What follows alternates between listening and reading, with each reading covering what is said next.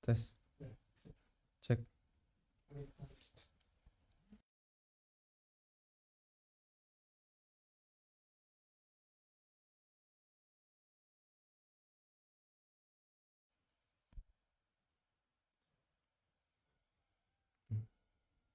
Assalamualaikum warahmatullahi wabarakatuh. Alhamdulillahi rabbil alamin. Wassalatu wassalamu ala ashrafil mursalin. Nabiyyina wa maulana Muhammadin wa ala alihi wa sahbihi ajma'in. Wa ashhadu an la ilaha illallah wahdahu la syarikalah. Wa ashhadu anna Muhammadan abduhu wa rasuluh. Sallallahu alaihi wa ala alihi wa sahbihi wa sallama tasliman katsira. Thumma amma ba'd. Alhamdulillah, kita bersyukur kepada Allah Subhanahu wa taala di pagi hari ini kembali kita akan melanjutkan kajian dengan membaca buku Pasar Muslim dan Dunia Maklar. Berikutnya yang akan kita bahas adalah apa hukum kajian di pasar. Pada pertemuan sebelumnya kita telah membahas tentang aneka ibadah di pasar dan kita masih menyisakan satu ibadah, yaitu kajian di pasar. Selanjutnya nanti kita akan bahas tentang bagaimana hukum membaca Al-Quran di pasar. Bagi Anda yang memiliki bukunya, silahkan dibuka halaman 60. Kajian di pasar diperbolehkan, bahkan termasuk nasihat yang mengingatkan masyarakat agar mereka kembali kepada Allah. Dulu Nabi SAW menjadikan pasar sebagai tempat untuk mendakwahi masyarakat agar mereka masuk Islam. Beliau memanfaatkan kesempatan pasar Majinnah, karena di tempat itulah masyarakat Arab berkumpul, melombakan syair dan membicarakan masalah politik dan budaya kearaban. Sehingga antara satu dengan yang lain terkadang bertukar pikiran, dan di kesempatan itu Nabi SAW menyampaikan dakwah, mengajak mereka untuk masuk Islam. Demikian pula yang dilakukan oleh para ulama di masa silam. Mereka berkeliling pasar untuk mengingatkan masyarakat agar kembali kepada Allah. Muhammad bin Sirin termasuk di antara pahlawan dalam masalah ini. Pada saat beliau di pasar, orang yang melihat beliau langsung ingat Allah. Abu Awanah menceritakan, Ra'aitu Muhammad bin Sirin fis suqi fama ra'ahu ahadun illa dzakarallah. Saya pernah ketemu Muhammad bin Sirin di pasar. Tidak ada satupun orang yang melihat beliau kecuali dia langsung berzikir kepada Allah Subhanahu wa taala. Kecuali dia langsung ingat Allah. Dan itu bagian dari keistimewaan Muhammad bin Sirin. Jadi kadang ada orang yang keberadaannya itu mengingatkan orang untuk ingat Allah Subhanahu wa taala. Sehingga hanya dengan melihat orang ini, kita semangat untuk melakukan ibadah. Dan itu adalah di antara keistimewaan yang diberikan oleh Allah Subhanahu wa taala kepada sebagian hambanya. Ada anak yang beliau cukup terkenal. Kalau kita melihat anak ini, rata-rata di antara yang melihat akan mengenang Al-Quran. Mengingat akan Al-Quran. Sehingga dia semakin semangat untuk membaca Quran. Salah satu di antara pengakuan itu terjadi ketika di Masjid Al-Marhamah, Candi Gebang, dekat dengan studio ANB Channel. Kita pernah menghadirkan, atau Takmir pernah menghadirkan Ahmad dan Kamil yang hafal Al-Quran dan juga beberapa hadis Nabi SAW. Lalu dari Al-Quran dia hafal halamannya, kemudian termasuk juga nomor ayat dan seterusnya. Dan melihat Ahmad dan Kamil, jamaah jadi teringat untuk senang baca Al-Quran. Sehingga ada di antara manusia yang ketika kita melihatnya, kita teringat dengan Allah Subhanahu wa taala. Dan itu kan beda-beda kualitas manusia. Ada manusia ketika kita melihatnya, kita ingat makanan misalnya. Ada orang yang ketika kita melihatnya, kita ingat siapa misalnya.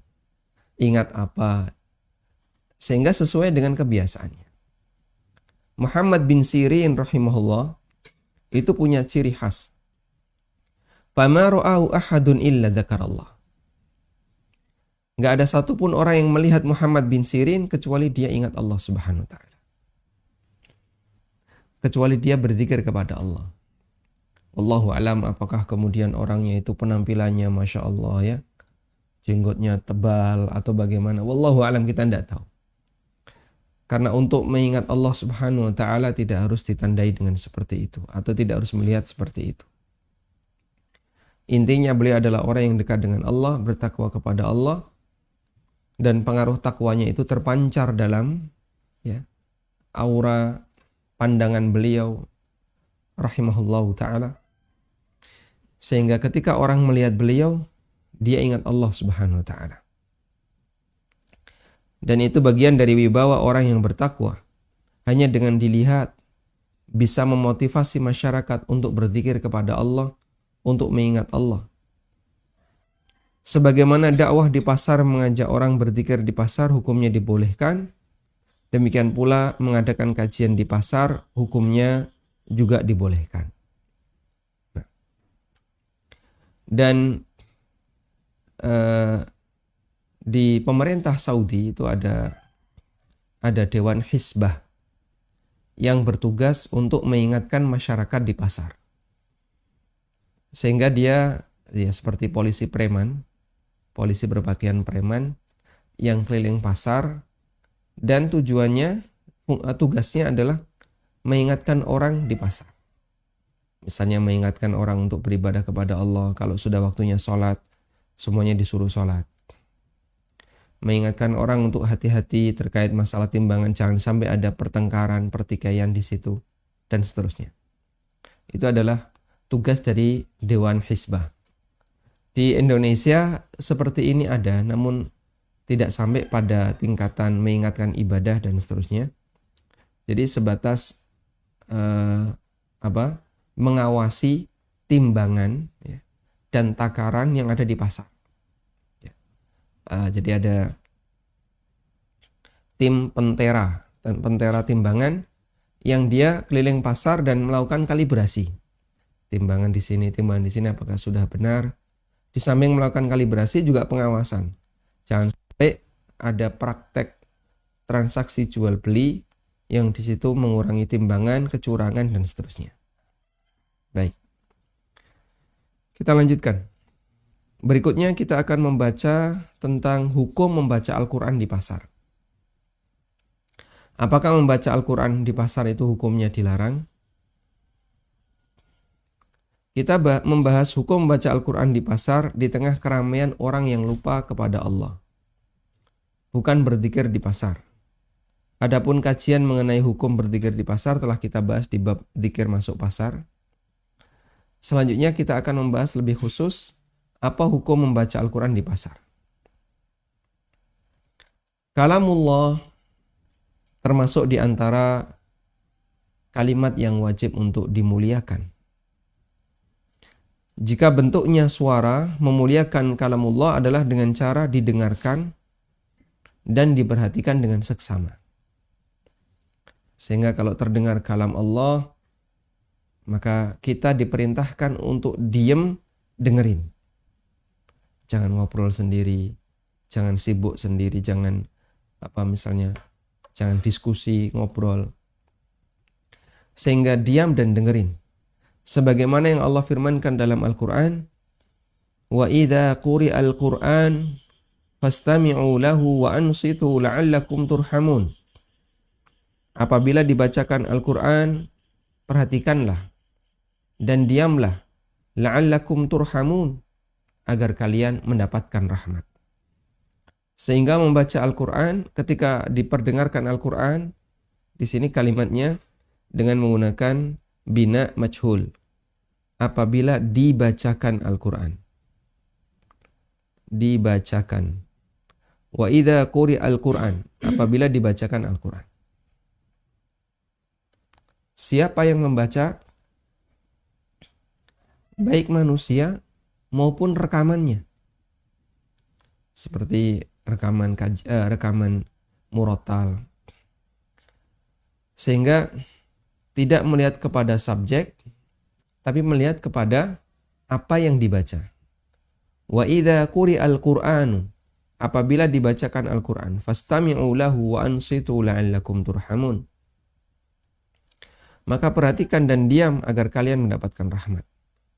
Orang yang dibacakan Al-Qur'an lalu dia diam, maka dia akan mendapatkan rahmat dari Allah Subhanahu wa taala. Karena itulah para ulama melarang membaca Al-Qur'an dengan keras, dengan suara yang keras, yang bisa didengar oleh orang lain, sementara masyarakat di sekitarnya belum siap untuk mendengarkannya. Mereka beralasan bahwa mengacuhkan Al-Quran karena sibuk dengan kegiatan dunia, termasuk di antara sikap tidak menghormati Al-Quran. Sehingga kalau dalam situasi kondangan, ya, resepsi pernikahan, atau acara apapun yang di situ ada pembacaan kalam ilahi, maka qari yang paling bagus adalah sebelum dia membaca Al-Quran, ingatkan dulu jamaahnya. Bagi para hadirin, kami mohon untuk diam sejenak, memperhatikan bacaan Al-Quran yang akan saya lantunkan, dalam rangka untuk menghormati kalamullah Azza wa Jalla. Meskipun bisa jadi mereka nggak paham sama sekali dengan teks Al-Quran yang mereka dengarkan. Tapi mereka diminta untuk diam, tenang, dalam rangka untuk menghormati kalamullah. Ibnu Muflih dalam kitabnya Al-Adab Asy-Syar'iyyah menukil keterangan Ibnu Aqil tentang masalah ini. Qala Ibnu Aqil fil Funun. Ibnu Aqil dalam kitab Al-Funun mengatakan, qala Hambali, seorang ulama Hambali mengatakan, kam min aqwalin wa af'alin takhruju makhrajat ta'ah indal 'amah wa hiya ma'thamun wa bu'dun minallahi indal ulama. Coba kita perhatikan betapa banyak ucapan atau perbuatan yang itu dianggap ketaatan menurut orang awam, namun menurut para ulama hakikatnya itu adalah maksiat dan semakin menjauh dari Allah Subhanahu wa taala. Menurut orang awam itu ketaatan, tapi menurut ulama ini sumber dosa dan menjauhkan pelakunya dari mengingat Allah Subhanahu wa taala, menjauhkan pelakunya dari ibadah kepada Allah Subhanahu wa taala. Lalu di sini beliau mengatakan di antara contohnya adalah al-qiraa'ah fi aswaqin. Membaca Al-Qur'an di pasar. Yasihu fiha ahlul ma'ash bin nida wal bai' wala ahlus suq yumakkinuhumus sima' dzalika imtihan. Seperti membaca Al-Quran di pasar, ya, dengan suara keras. Sementara para penduduk pasar, ya, mereka sedang sibuk dengan transaksi jual beli. Mereka sedang, ya, ngobrol masalah dunia. Masyarakat di pasar tidak mungkin bisa mendengarkan itu dengan maksimal. Dan ini termasuk di antara bentuk meremehkan Al-Quran. Sehingga ulama menganggap bahwa orang yang dia membaca Al-Quran di keramaian, kemudian di situ orang lupa kepada Allah Subhanahu wa taala, banyak orang yang tidak perhatian dengannya, itu dianggap sebagai bentuk wadzalika imtihanun, itu adalah bentuk pelecehan terhadap Al-Quran. Subhanallah. Sehingga menurut masyarakat, ini kan Al-Quran, kita syiarkan Al-Quran. Tapi menurut ulama itu adalah sumber maksiat. Karena ketika Al-Quran ini dibacakan tidak pada posisinya, sehingga orang yang mendengarkan mereka tidak mengenal, tidak mengingatnya, tidak kemudian diam, tidak memperhatikannya, dan itu bentuk penghinaan terhadap bacaan Al-Quran. Termasuk meremehkan Al-Quran.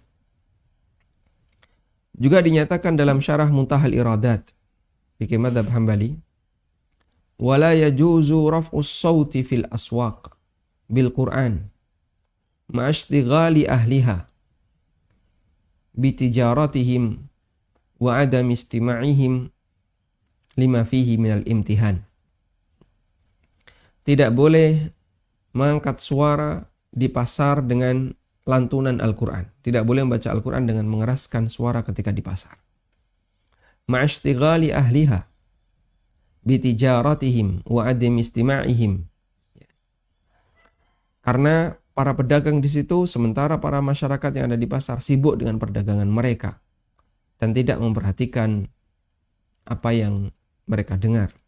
Lima fihi minal imtihan, karena ini termasuk di antara bentuk meremehkan Al-Quran. Sehingga kalau nggak didengerin, jika itu adalah rekaman, ya, kalau nggak didengerin, dimatiin. Tayyib. Sehingga di sini ulama melarang jangan mengeraskan bacaan Al-Quran di tempat umumnya orang lupa Allah Subhanahu wa Ta'ala. Selanjutnya, yang menjadi pertanyaan adalah bagaimana jika membaca Al-Quran untuk kepentingan pribadi? Dalam arti tidak dikeraskan atau diperdengarkan kepada orang lain di sekitarnya, sehingga dia baca sendiri, bukan untuk didengarkan ke orang lain. Ada dua pendapat ulama mengenai hukum membaca Al-Quran pelan dan tidak diperdengarkan kepada orang lain. Yang pertama, perbuatan semacam ini hukumnya makruh. Dia membaca Al-Quran di tempat yang ramai orang jual beli, akibatnya suara bacaannya terkubur dengan keramaian manusia dalam menawarkan barang atau transaksi. Atau bisa menyebabkan orang yang membaca Al-Quran menjadi sangat tidak konsentrasi. Di antara yang berpendapat demikian adalah Ibnu Aqil. Penulis kitab Matalib Ulin Nuha mengatakan, wa karihaha ail qira'ah Ibnu Aqil bi aswakin yunadi fiha bi bai' wa haruma raf'us saut wa harrama raf'as sauti al-qari' biha ay bil qira'ah bil aswaq. Ibnu Aqil memakruhkan membaca Al-Quran di pasar, di mana ketika di pasar orang ribut dengan transaksinya, teriak-teriak ketika transaksi jual beli. Dan pasti yang namanya pasar ya ramai. Dan beliau melarang, mengharamkan untuk mengangkat suara ketika membaca Al-Quran. Beliau melarang membaca Al-Quran dengan suara keras ketika di pasar. Sehingga kalau suaranya pelan dibaca sendiri, makruh. Tapi kalau kemudian dengan suara keras, haram. Karena ini bisa menyebabkan orang meremehkan bacaan Al-Quran. Sebagaimana yang tadi kita sebutkan. Tayyib. Ini pendapat yang pertama. Dan pendapat yang semisal juga pernah disampaikan oleh Imam Malik ketika beliau ditanya tentang hukum membaca Al-Quran di jalan. Jadi orang baca Quran sambil berjalan, kata beliau, ya itu hal yang makruh untuk dilakukan. Karena orang jadi nggak konsentrasi terhadap apa yang dia baca. Yang kedua, membaca Al-Quran di pasar tanpa dikeraskan, hanya untuk kepentingan pribadi. Hukumnya tidak masalah, terlebih jika tujuannya dalam rangka mengisi waktu kosong ketika menjaga toko. Dengan catatan selama masih bisa konsentrasi. Sehingga dia nggak peduli dengan keributan di luar, karena dia di dalam toko dan dia bisa membaca dengan konsentrasi dalam toko. Imam An-Nawawi dalam At-Tibyan fi Adab Hamalatil Quran, beliau menyebutkan, jadi kitab At-Tibyan ini adalah kitab yang berisi tentang adab-adab bagi orang yang berinteraksi dengan Quran, ya, baik ketika menghafalnya, ketika membacanya, termasuk bagaimana cara membawa Al-Quran yang benar dan seterusnya. Beliau menyebutkan, ammal qira'atu fit tariq, membaca Al-Quran di jalan, fal mukhtar annaha jaiz, pendapat yang benar hukumnya jaiz, ghairu makruhin, dan tidak makruh. Idza lam yalidhu sahibuha. Selama yang membaca itu tidak lalai. Sehingga yang membaca harus tetap bisa konsentrasi. Fa inil taha anha kurihat kama karahan nabiyyu sallallahu alaihi wasallam al-qira'ata lin-na'is makhafatan minal khalat. Tapi kalau orangnya itu menjadi lalai, enggak fokus, maka makruh untuk membaca Al-Qur'an. Sebagaimana Nabi sallallahu alaihi wasallam tidak suka orang yang ngantuk baca Quran. Karena orang kalau ngantuk baca Quran, maka sensitif apa? Keliru, salah. Sehingga kalau pas Ramadan itu ya, membaca Quran sambil ngantuk-ngantuk ya. Qul a'udzu birabbil falaq, malikin nas, ilahin nas. Surat Al-Falaq jadi nyambung ke An-Nas. Karena dia nggak fokus sambil ngantuk. Makhafatan minal khalat, bercampur-campur jadinya. Ya. Dan itu sering atau terjadi di tengah masyarakat. Sehingga kalau dalam situasi seperti itu hentikan dulu, hilangkan ngantuknya ya. Dengan cara wudu atau dengan misalnya dia minum dulu atau kegiatan yang lainnya. Di antara ini dikhawatirkan bacaannya jadi ngawur ya, kecampur-campur. Di antara yang berpendapat demikian adalah Imam Ibnu Baz. Dalam salah satu fatwanya, Imam Ibnu Baz mengatakan, La ba'sa an taqra'al Qur'ana fi dukanika. Tidak masalah engkau baca Quran di tokomu. Au fi mabsatika. Au fi baqalatika. Atau di lapak kamu, di tempat kamu jualan. In kunta farighan, kalau lagi kosong. Taqra'u ma tayassara min kitabillah, silahkan kau baca Al-Quran yang mudah bagimu. Atau berzikir kepada Allah, atau bersolawat untuk Rasulullah sallallahu alaihi wasallam. Kullu hadza thayyib, semua ini hal yang baik. Inda wujudil faragh tashtaghilu bi dzikrillahi azza wa jalla. Ketika Anda sedang nganggur, kosong, Anda sibukkan dengan berzikir kepada Allah Subhanahu wa taala. Dan zikir lebih baik daripada diam. Berzikir lebih baik daripada diam. Ada sebuah cerita ini disampaikan oleh salah satu mahasiswa senior. Jadi beliau ketemu Syekh bin Baz, orang Indonesia. Suatu ketika mahasiswa ini jalan dari kampus, mau pulang atau mau kemana. Yang jelas beliau sedang meninggalkan kampus. Lalu berpapasan dengan mobilnya Syekh bin Baz. Ada sopir, ada Syekh bin Baz. Kemudian Syekh bin Baz mempersilahkan orang itu untuk ikut naik mobil. Ya, kok beliau tahu kalau ada orang yang jalan? Ya tentu diberitahu oleh sopirnya. Ada mahasiswa jalan sendirian. Ya, ajak dia untuk masuk. Kemudian diajak masuk, sehingga beliau ini pernah satu mobil dengan Syekh bin Baz. Dan ketika itu di mobil terdengar radio menyala. Isinya bacaan Al-Quran.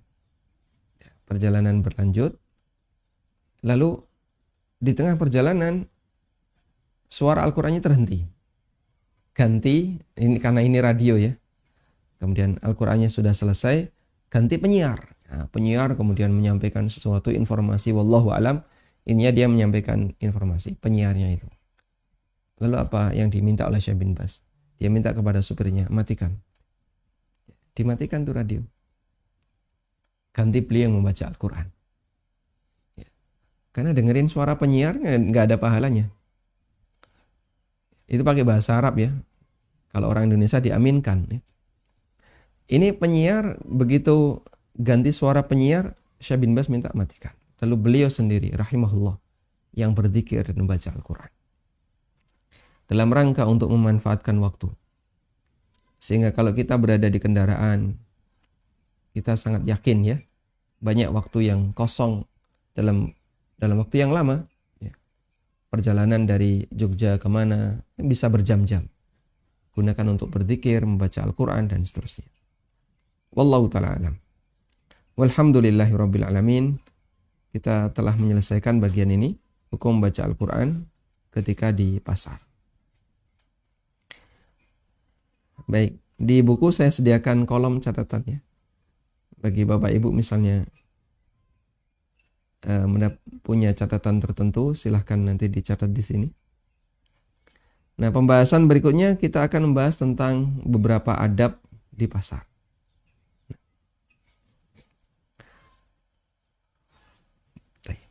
Yang pertama, adab pasar yang pertama adalah wajib belajar hukum terkait pasar. Memahami teori sebelum bertindak adalah cara yang paling mudah agar seseorang bisa mendapatkan keberhasilan sekaligus terhindar dari kegagalan. Kalau kamu pengen sukses, terhindar dari gagal, pahami teorinya, pahami ilmunya. Dan itu berlaku untuk semua kegiatan, baik kegiatan dunia maupun kegiatan akhirat. Sehingga orang kalau bekerja, tapi dia nggak punya ilmu, potensi salahnya besar. Mau ngerawat kambing, ternak kambing, tapi nggak ngerti ilmu ternak kambing. Ya sudah, bermodal tawakal ala Allah. Rawat ayam, tapi nggak ngerti ilmu tentang ayam. Apalagi misalnya, kerja sebagai tukang, tapi nggak ngerti ilmunya. Potensi salahnya sangat besar. Sehingga potensi gagalnya besar. Apalagi dalam urusan akhirat. Orang kalau beramal akhirat, sementara dia nggak ngerti ilmunya, potensi salahnya sangat besar. Karena manusia dalam urusan akhirat itu tidak bisa meraba. Kayaknya kok kira-kira kayak gini yang benar. Kira-kira kayak gini yang benar. Kira-kira seperti itu adalah proses dia meraba. Dan yang namanya akhirat nggak bisa diraba. Karena manusia itu buta sama sekali tentang bagaimana cara dia bisa beribadah kepada Allah kecuali atas bimbingan dari Allah Subhanahu wa taala. Sehingga ketika seorang berbisnis, dia dihadapkan dengan banyak kasus yang menuntut dia untuk memahami aturan bisnis. Terlebih bagi seorang muslim, di mana pembicaraan bisnis tidak hanya terkait untung rugi, tapi juga masalah halal haram.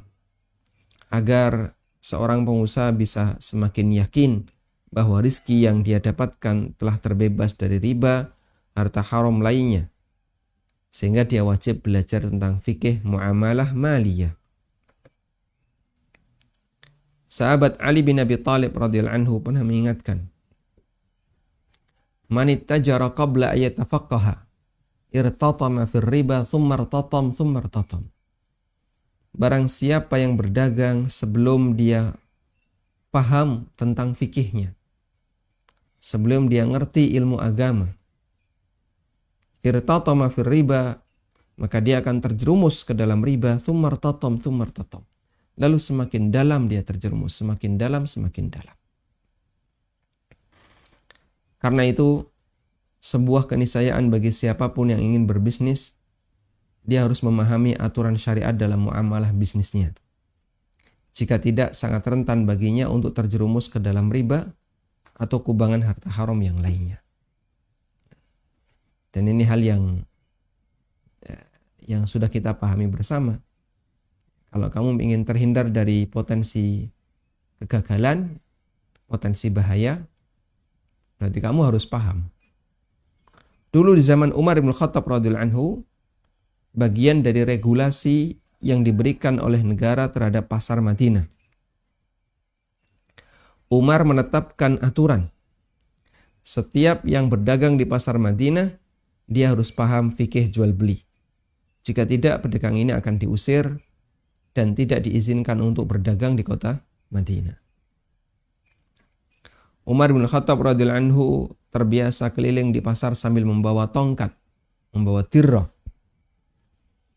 Beliau mengusir para pedagang di pasar Madinah yang tidak faham fikih jual beli sambil mengatakan, "La yabi' fi suqina illa man yafqahu wa illa akala riba sya'a am aba." Tidak boleh jual beli di pasar ini kecuali orang yang paham fikih. Jika tidak, dia akan makan riba sadar maupun tidak sadar. Ya. Kita bisa bayangin, andaikan praktek seperti ini ada di tempat kita. Sehingga ada petugas yang dia keliling, kemudian menanyai satu persatu para pedagang, mengawasi kegiatannya. Kalau ada penyimpangan, dia diusir. Kalau ditanya nggak bisa jawab, dilarang untuk jualan. Ditanya nggak bisa jawab, ikut pelatihan dulu. Nah, setelah nanti lulus pelatihan, dapat sertifikat, baru boleh dagang di sini.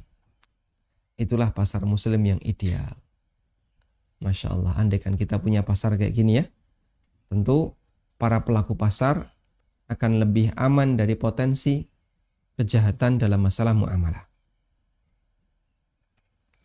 Riwayat dari Ali bin Abi Thalib dan juga riwayat dari Umar bin Khattab radhiyallahu anhu di atas. Ali bin Abi Thalib mengatakan, "Man ittajara qabla ayatafaqaha irtatama fir riba tsumma irtatam."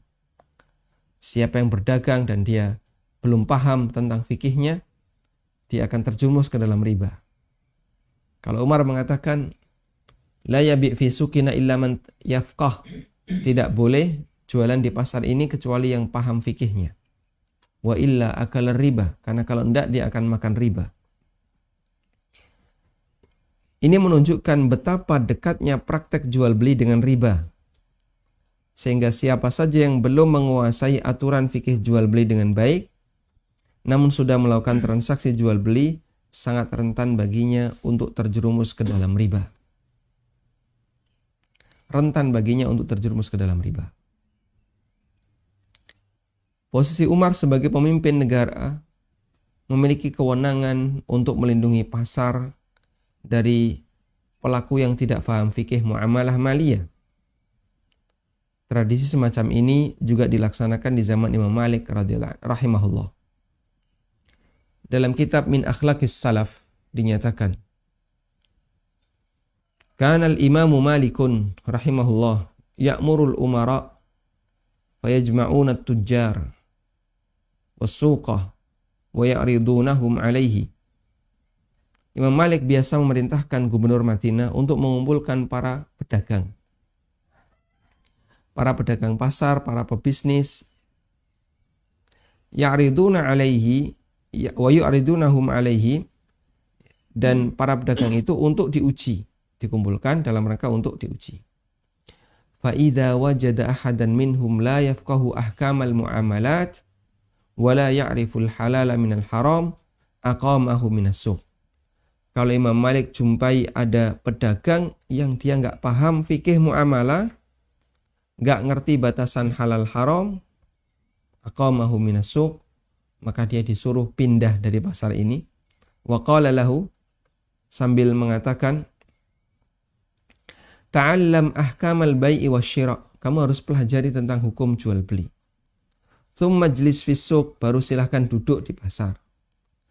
Faman lam yakun faqihan, karena orang enggak paham tentang fikih jual beli, akala riba sya'a am aba. Dia akan makan riba sadar atau tidak sadar. Sehingga tradisi semacam ini penting untuk kemudian kita kembangkan agar masyarakat menjadi terbiasa dengan satu prinsip. Jika mau bertindak, pahami dulu ilmunya. Tradisi tersebut juga masih berjalan hingga abad ke-8 Hijriyah di negara-negara Islam, sebagaimana yang dikisahkan oleh Ibnul Hajj, ulama mazhab Maliki. Di Maroko masih terdapat seorang petugas negara yang melakukan pemeriksaan di pasar. Ia menguji para pemilik toko tentang hukum-hukum jual beli, hukum-hukum muamalat, barang yang didagangkannya dan bagaimana riba bisa terjadi dalam transaksi dagangannya, serta bagaimana caranya menghindari riba. Jika pedagang dapat menjawab, dibiarkan tetap berdagang, dan jika tidak bisa menjawab, petugas itu berkata, kami tidak membiarkan engkau berjualan di pasar karena engkau akan memberi umat Islam riba dan harta haram. Sehingga khawatir nanti gara-gara kamu masyarakat jadi melakukan transaksi riba, melakukan transaksi haram dengan kamu. Dan seperti inilah seharusnya yang dilakukan untuk membentuk pasar yang ideal. Membersihkan pasar dari transaksi bermasalah dengan memberikan edukasi bagi para pelakunya. Sehingga kalau pelakunya nggak ngerti, ditanya nggak bisa jawab, disuruh menjelasin nggak ngerti, sekolah dulu, Pak. Belajar dulu. Ya. Atau kalau enggak ya silahkan nonton kajian online atau rekaman kajian Ustadz Arifin Badri atau Ustadz Irwandi atau asatidah yang lainnya yang membahas masalah fikih muamalah. Sehingga fikih muamalah dengan pasar perlu disatukan. Satukan antara fikih muamalah dengan pasar. Dalam arti penguasaan terhadap fikih jual beli menjadi salah satu syarat untuk mendapatkan izin berdagang di pasar. Masya Allah ya. Ini perlu kita sampaikan ke dinas apa ini? Perdagangan. Kalau misalnya diterima dan kemudian dijadikan sebagai aturan, yang punya lapak di pasar wajib paham fikih muamalah. Masya Allah ya. Nanti kita akan adakan pelatihan di pasar. Pelatihan fikih muamalah, workshop fikih muamalah. Cuman nanti kita lihat ya antara teori dan realita. Di saat yang sama pemerintah berhak untuk mencabut izin usaha manakala seorang pedagang terbukti tidak menguasai hukum jual beli dengan baik. Ya. Cuman ini kalau ada di negara kita, saya yakin pasti di demo. Nggak terima nanti. Wallahu ta'ala alam. Jadi ada harapan dan ada realita. Intinya kita tetap berupaya bagaimana memberikan edukasi semampu yang bisa kita jangkau kepada masyarakat agar mereka bisa memahami hukum dari setiap muamalah yang mereka lakukan, sehingga dengan itu mereka bisa selamat dari potensi perbuatan maksiat. Ketika bermuamalah, ketika berdagang, selamat dari harta haram dan seterusnya. Wallahu alam, demikian sebagai pengantar yang pertama. Dan insya Allah di pertemuan berikutnya kita akan membahas tentang 10 adab ketika di pasar. Wassallallahu ala nabiyyina Muhammadin wa ala alihi wa sahbihi wasallam. Yayasan Amal Abadi Indonesia yang dibina oleh Ustadz Amin Nurbaits Hafizahullah saat ini tengah membangun gedung Sekolah Dasar Tahfidzul Quran Madinah Islamic Premier School, unit Kerajaan. Gedung ini dibangun di atas tanah seluas 646 meter persegi dan perkiraan biaya untuk tahap pertama 2 lantai mencapai 2,6 miliar. Salurkan donasi Anda untuk pembangunan Sekolah Dasar Tahfidzul Quran Madinah Islamic Premier School melalui rekening atas nama Yayasan Amal Abadi Indonesia, Bank Syariah Indonesia dengan kode bank 451, nomor rekening 7441049999. Untuk info donasi hubungi 082 12345 7441. وما أنفقتم من شيء فهو يخلفه وهو خير الرازقين Alhamdulillahirabbil alamin. Selanjutnya kami persilahkan bagi Anda yang mau bergabung. Assalamualaikum warahmatullahi. Waalaikumsalam warahmatullahi. Silahkan. Ya, Ustaz, ingin bertanya mengenai mesin EDC, Ustaz. Mesin EDC. Iya, jadi sejauh ini ada minimarket yang dipergunakan untuk pertama isi top up e-money pay. Yang kedua, untuk bayar listrik. Yang ketiga, untuk GC ATM. Di sini untuk tarik, setor, dan transfer. Top up yang berjalan ini untuk pengisian, Ustaz. Jadi kalau pakai tunai, mereka, maksudnya yang ingin mempergunakan top up ini, mereka bayar top up mulai dari 10.000. Lalu bayar adminnya 3.000 ke petugas minimarket. Kalau penggunaan ATM itu sendiri, ATM-nya konsumen. Jadi mereka tinggal isi ulang atau gesek. Aplikasinya masing-masing personal. Terus ini minta tolongnya top up seperti saldo Gojek gitu katanya Ustaz. Jadi pertanyaannya terutama ini penggunaan mesin untuk seperti itu, lalu sebenarnya top up itu bagaimana Ustaz? Baik. Iya, jazakallahu khairan Ustaz, barakallahu fikum. Nah. Baik. Jadi ada banyak sekali fasilitas bank yang tidak bisa ditinggalkan oleh masyarakat karena di zaman sekarang namanya transaksi itu tidak lepas dari transaksi digital ya. Termasuk juga ketika orang mau menggunakan uang, mereka rata-rata lebih banyak melalui transfer dan seterusnya. Sehingga yang bisa kami pahami seperti ini, bahwa layanan bank yang bersifat penyediaan lalu lintas uang pada asalnya seperti ini diperbolehkan. Layanan bank, fasilitas yang diberikan oleh bank yang sifatnya hanya untuk lalu lintas uang pada asalnya diperbolehkan.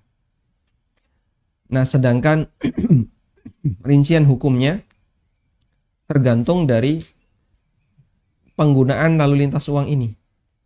Kamu mau transfer, mau terima, mau bayar, dan seterusnya, tujuannya untuk apa? Pak, saya mau transfer.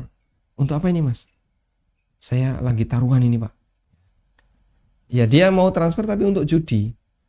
Dia transfer misalnya 100.000. Kita lagi taruhan judi online.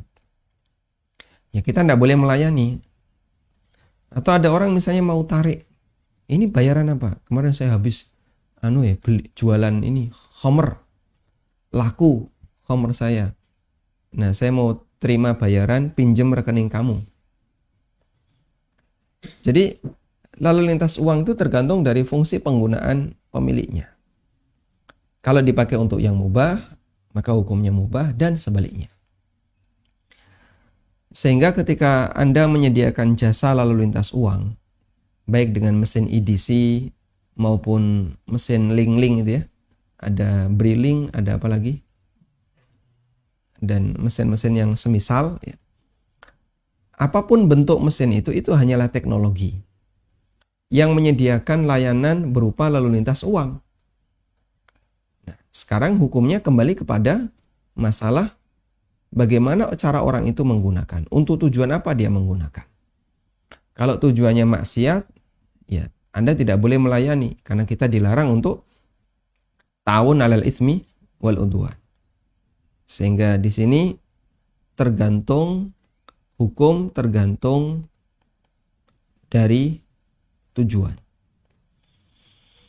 Karena yang kami pahami dalam layanan lalu lintas uang itu tidak ada praktek riba. Bank hanya menyediakan layanan untuk transfer, kirim, dan aneka bentuk lalu lintas uang yang lainnya, baik ke bank yang sama maupun ke bank yang berbeda. Dan ketika di situ ada biaya admin ini adalah hak yang memberi jasa. Ini bagian dari hak yang memberi jasa. Sehingga Anda misalnya menetapkan biaya admin sekali transfer 3.000 atau sekian ribu. Itu hak yang memberi jasa. Dan biaya admin secara umum disesuaikan dengan kebutuhan. Disesuaikan dengan kebutuhan yang memberi jasa. Intinya silahkan dalam posisi ini Anda membuka layanan lalu lintas uang dan boleh dapat biaya admin sebagai jasa dari layanan yang Anda berikan, dan bank juga berhak untuk menerima biaya admin dari itu karena dia yang menyediakan sistem. Kemudian hindari setiap orang yang dia mau menggunakan layanan ini untuk maksiat. Nah, salah satunya adalah setoran kredit ya. Setoran kredit ini tidak boleh. Kenapa Pak setoran kredit nggak boleh? Karena setoran kredit itu terdiri dari pokok plus bunga. Nah, kalau kita bantu bayarin bunga, ini sama dengan membantu ada orang yang mau memberi makan riba. Dan itu diantara perbuatan yang dilaknat oleh Rasulullah Sallallahu Alaihi Wasallam. Wallahu a'lam. Assalamualaikum Ustaz. Waalaikumsalam warahmatullahi wabarakatuh. Silakan. Bertanya Ustaz, bagaimana cara kredit umpama anak di kota A, teman anak di kota B. Nah, teman anak ini mau pesan barang bangunan berupa keramik 200 kotak misalnya. Nah, bagaimana supaya barang itu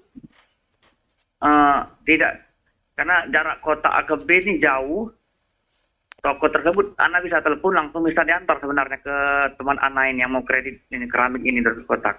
Bapak sudah punya barangnya? Belum, tapi mau pesan dulu di toko B tadi, Ustaz. Pesan dulu di kota B. Berarti tokonya satu kota dengan B. Ini berarti ada tiga pihak ya? Ya, anak di kota A ini. Baik, Bapak di kota A. Tokonya ada di kota B. Yang butuh keramik B.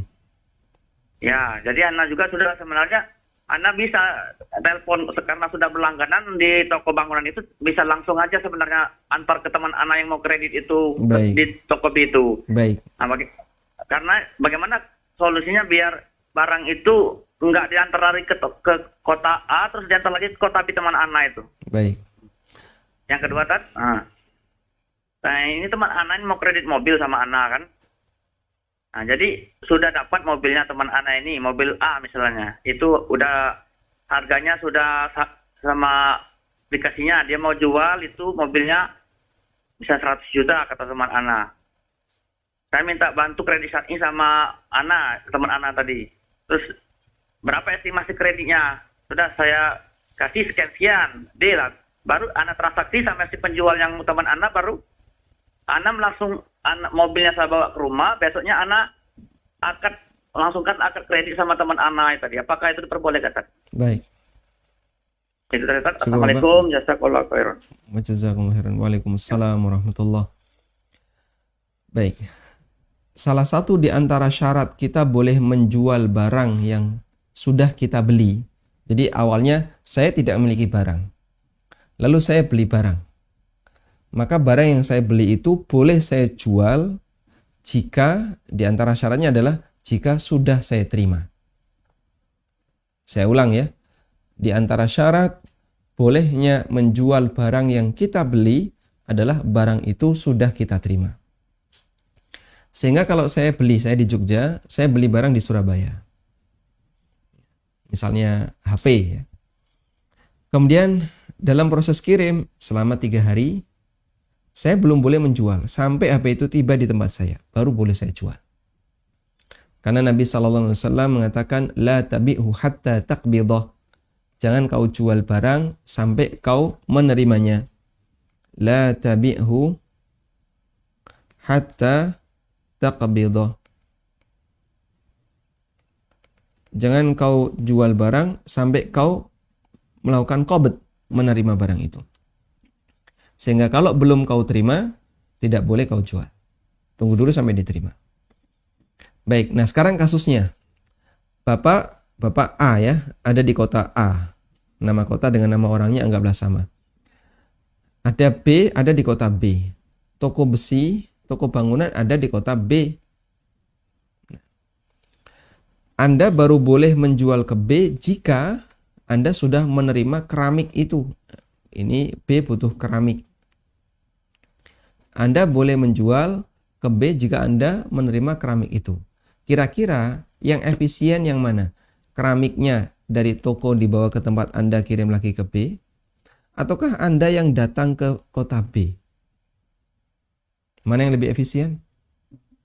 Orangnya yang datang. Kalau Anda datang ke kota B, lalu Anda ke toko A, ke toko X, ya misalnya toko bangunan X, Anda beli keramik, bayar tunai, terus Anda yang ngantar ke B, insya Allah halalan thayyibah. Anda beli keramik, bayar tunai, lalu Anda transaksikan dengan B, insya Allah halal.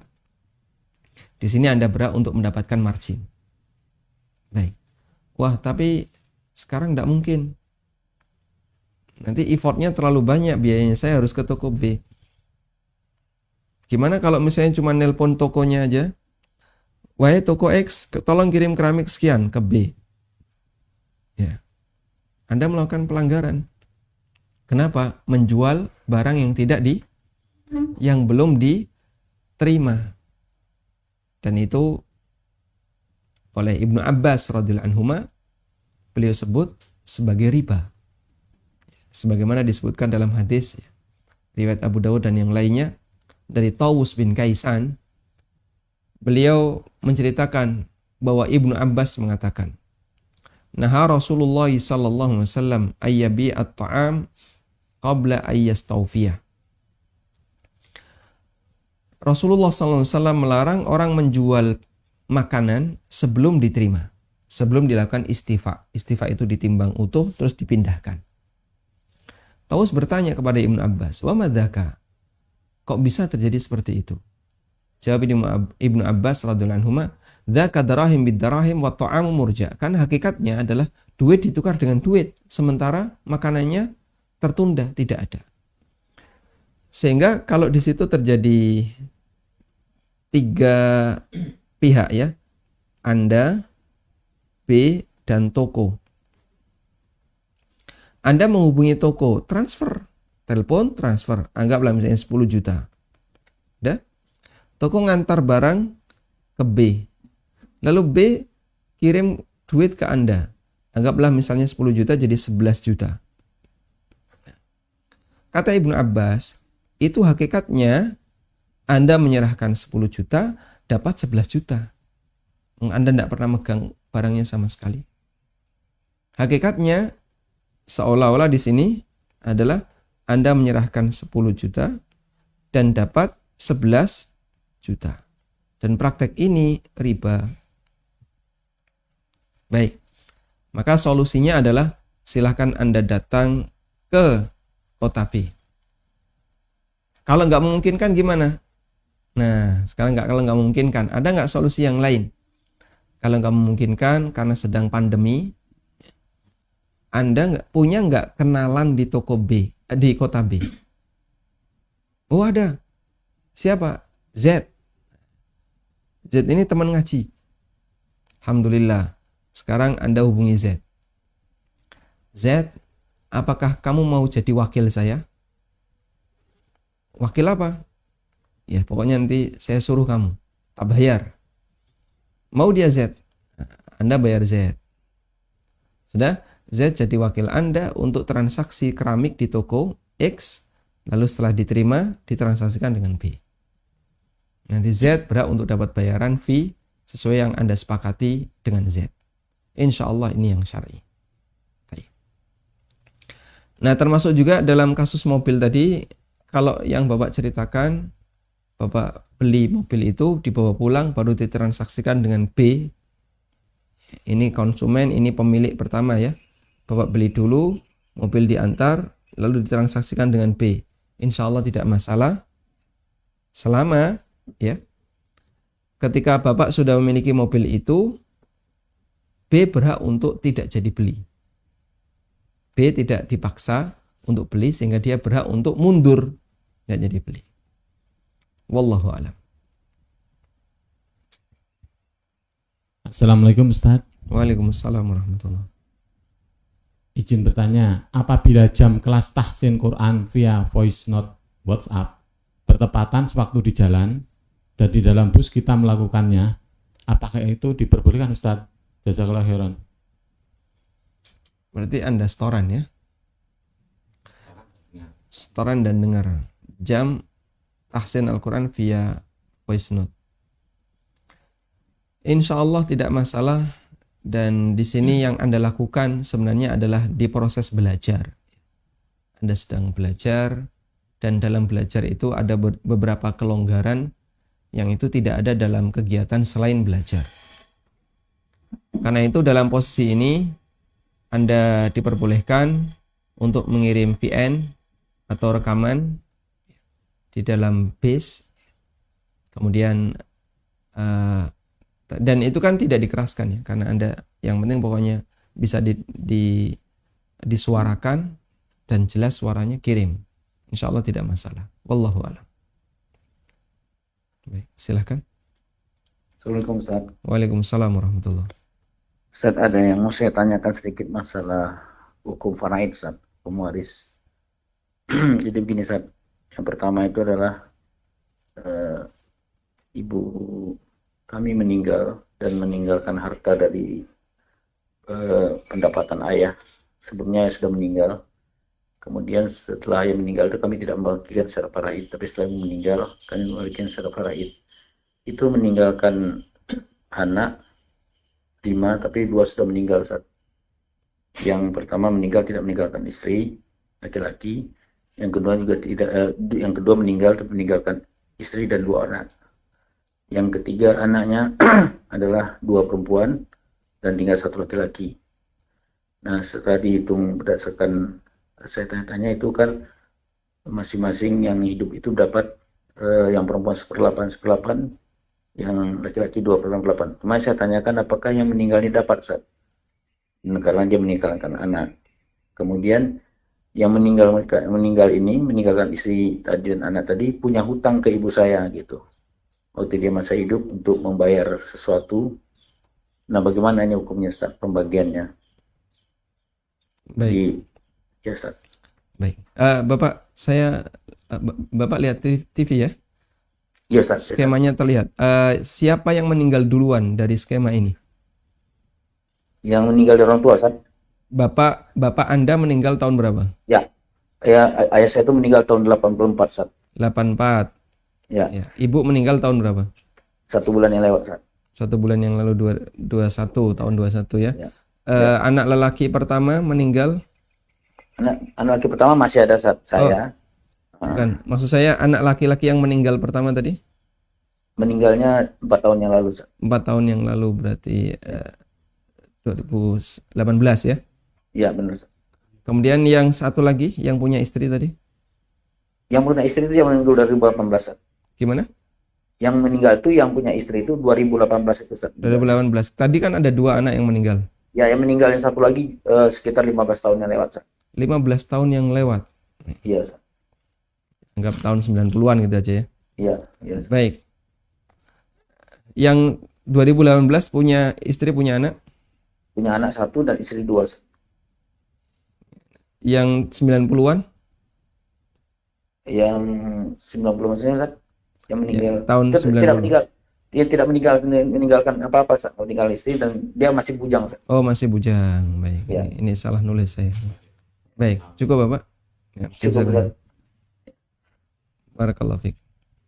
Barakallahu Ustaz. Assalamualaikum warahmatullahi wabarakatuh. Waalaikumsalam warahmatullahi wabarakatuh. Baik. Jadi kurang lebih seperti ini ya. Ini yang 2018, ini yang 90-an. Tayyib. Jadi kalau kita mengetahui urutan siapa yang meninggal, nanti kita bisa mengetahui alur kemana warisan itu akan mengalir ya.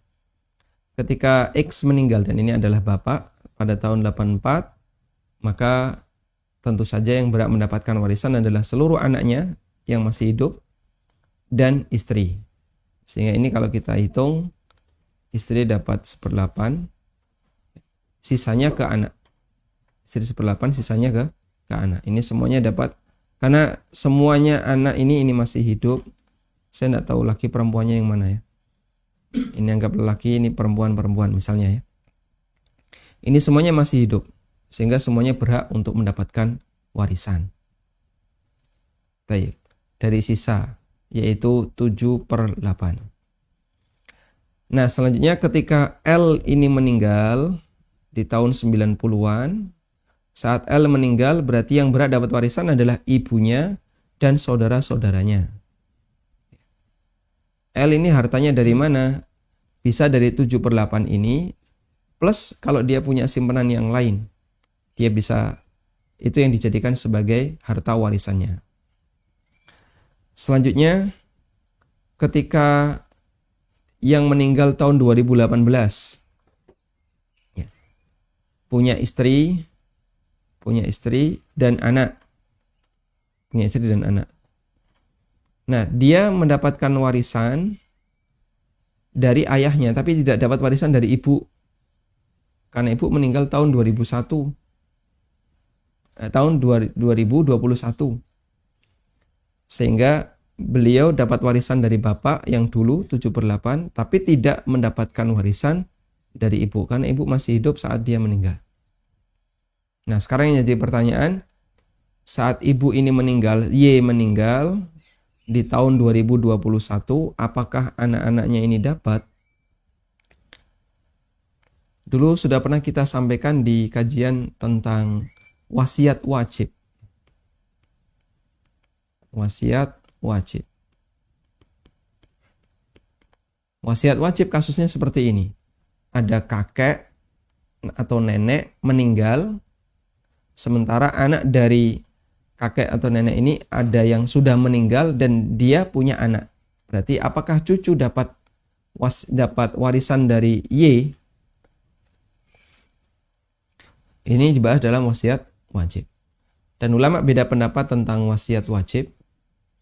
Kalau kita mengambil pendapat yang membolehkan, dan itu yang diatur dalam KHI, Kompilasi Hukum Islam, juga yang diadopsi oleh beberapa negara Islam di Timur Tengah seperti Mesir, kemudian Suriah, termasuk juga Irak.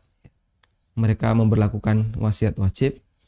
Maka posisi anak yang meninggal tahun 2018 tadi tetap dapat. Tapi dengan wasiat dan bukan warisan. Dapat sebagai wasiat dan bukan warisan. Dapat sebagai wasiat itu bagaimana? Dia dapat, namun sifatnya adalah Y berwasiat kepada anak-anak ini, kepada cucunya ini. Sesuai dengan jatah bapaknya, andaikan bapaknya ini masih hidup. Tapi dengan batasan tidak boleh lebih dari 1/3. Kalau lebih dari 1/3 harus dikurangi. Kalau kurang dari 1/3 diperbolehkan untuk diterima.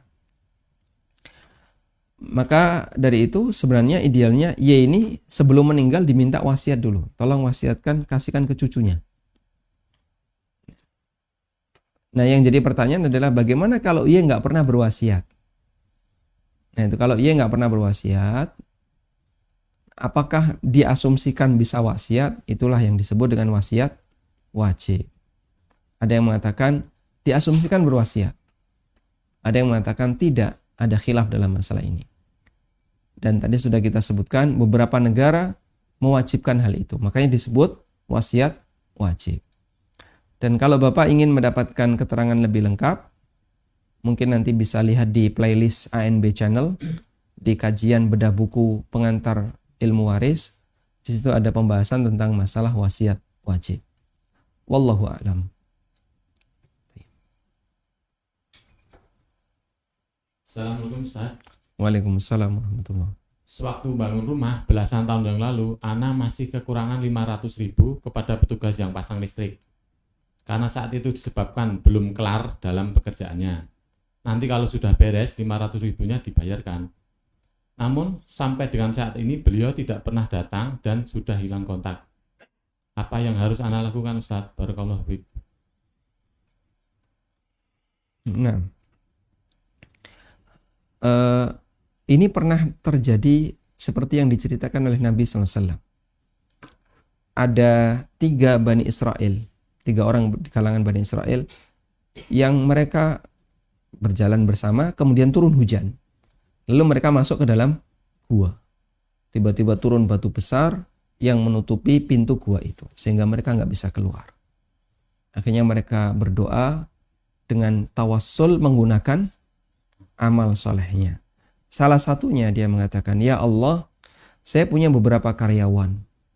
Semuanya sudah saya bayar gajinya, kecuali 1 orang. Dia sudah pergi sebelum gajinya saya serahkan."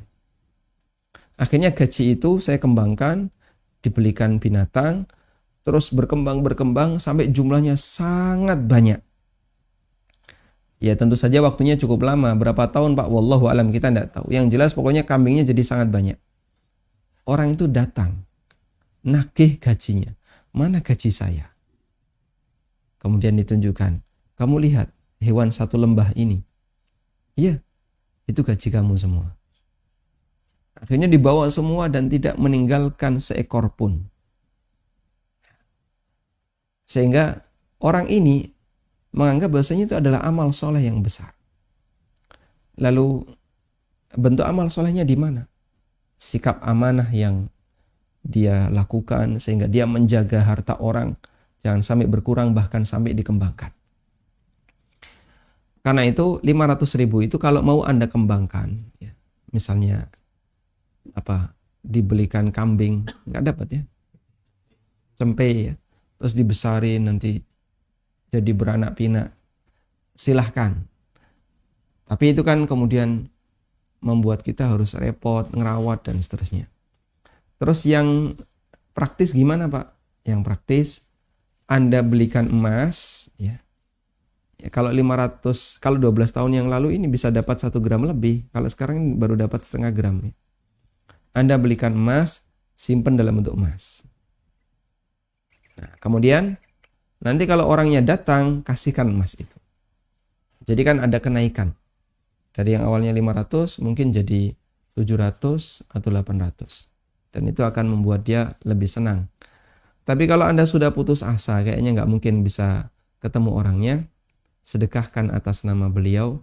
Semoga Allah Ta'ala menerima sedekah itu dan menjadi pahala, tambahan pahala bagi pemiliknya. Wallahu a'lam wa sallallahu ala nabiyyina Muhammadin wa ala alihi wa sahbihi wa sallam. Wa akhiru da'wana alhamdulillahi rabbil alamin. Subhanakallahumma wa bihamdika asyhadu an la ilaha illa anta astaghfiruka wa atubu ilaik. Wassalamualaikum warahmatullahi wabarakatuh.